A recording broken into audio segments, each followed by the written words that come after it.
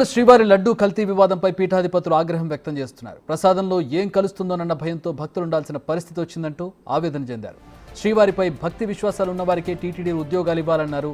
కఠిన చర్యలు తీసుకుంటేనే ఇలాంటివి జరగకుండా ఉంటాయని స్పష్టం చేస్తున్నారు.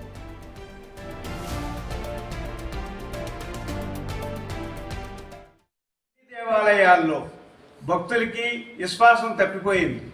ఏ ప్రసాదం వాళ్ళు ఇచ్చినా ఈ ప్రసాదంలో ఏం కలుస్తుందో అనేటటువంటి భయం.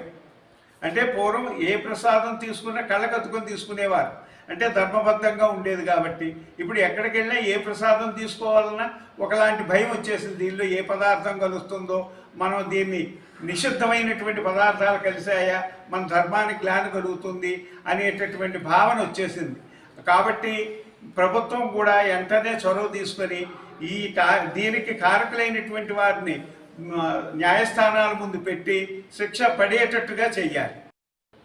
అంటే ప్రభుత్వాలు ఒట్టివే అంటే జరిగిపోయినటువంటి ప్రభుత్వాలు ఒట్టివే అంటే మనకి ఇవన్నీ ఎందుకండి?